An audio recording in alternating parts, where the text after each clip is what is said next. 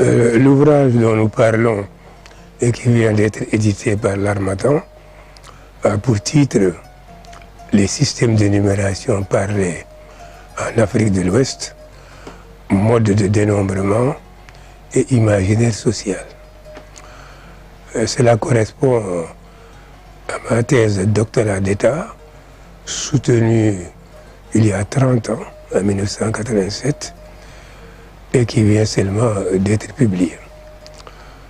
Il s'agit d'une réflexion philosophique dans les conclusions, mais sur les savoirs et les pratiques d'une très grande importance pour toutes les sociétés humaines.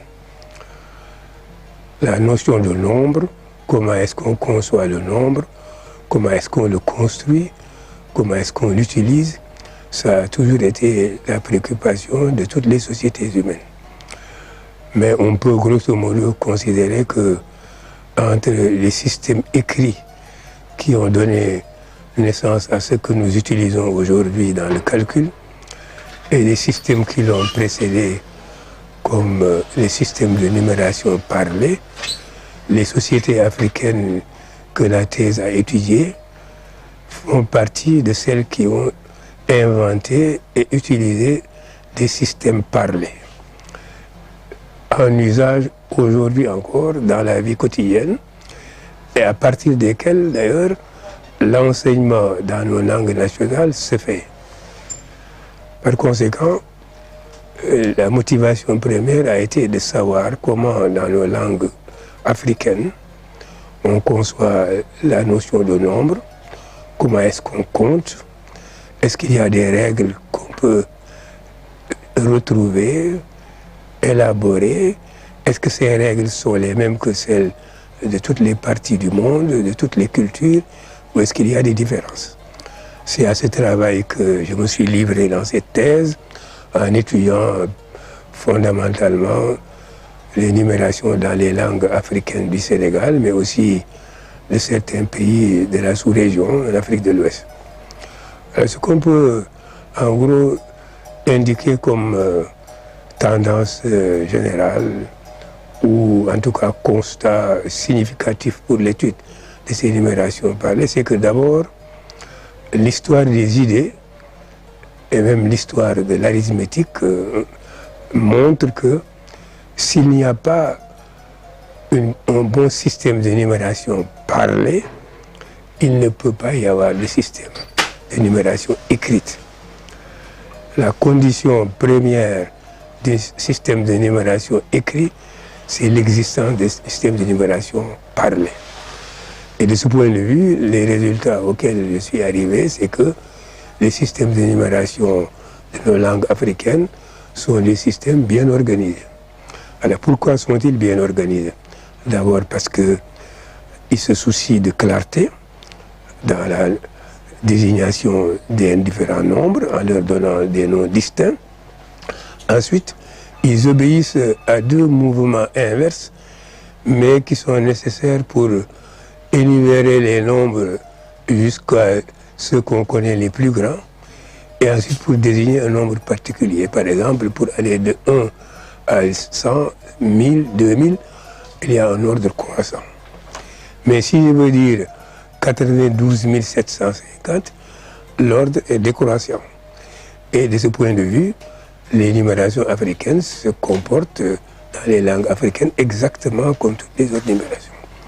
Restent maintenant deux questions intéressantes qui font l'objet peut-être d'une approche particulière de ce travail. C'est que lorsque on veut désigner un nombre particulier, si vous prenez le français aujourd'hui, vous dites 2743. Le 2, c'est celui qui multiplie 1000, etc., etc. Dans nos langues africaines, on commence par le nombre le plus grand avant de dire celui par lequel il est multiplié. C'est comme ça que toutes les langues que j'ai étudiées, à l'exception du Wolof, je n'ai pas trouvé l'explication du Wolof, et c'est pour cela que j'invite d'ailleurs les linguistes et les mathématiciens à dire pourquoi le Wolof fait exception dans ce cas-là, alors que toutes les autres langues. Troisième considération, Les langues étudiées ont une particularité du point de vue syntaxique, c'est qu'elles appartiennent à ce que les linguistes appellent les langues à classe nominale. C'est quand même quelque chose de formidable. Ça veut dire que les populations de ces langues ont une lecture de tous les objets de l'univers, de tous les êtres de l'univers, et les classent en catégories à partir desquelles, lorsque vous voulez formuler un énoncé, vous rattachez tout de suite le nom à la classe à laquelle il appartient. Par exemple, pour ce qui est des nombres, quand il s'agit des centaines, on commence toujours par le nombre le plus grand, mais on le rattache à une classe, ce qui permet donc, dans l'énoncé en langue orale, donc en énoncé oral, d'avoir tout de suite une clarté, de permettre tout de suite de savoir de quel nombre il s'agit. C'est évidemment nécessaire d'être devant des exemples particuliers pour le dire, mais j'ai voulu souligner cet exemple pour montrer que les langues africaines ont eu un génie propre qui leur permet d'énoncer avec clarté quelque nombre que ce soit, quelle que soit sa grandeur, afin que l'interlocuteur puisse saisir. Je voudrais à ce propos dire d'ailleurs que c'est peut-être aussi un moyen de montrer avec d'autres analyses, par exemple, que les nombres ont une signification humaine pour ces populations qu'on a étudiées et que cela traduit une autre donnée particulière qui mérite d'être approfondie, mais avec des équipes pluridisciplinaires, à partir de la thèse suivante que je formule. Les nombres sont solidaires des cultures au sein desquelles ils ont été élaborés.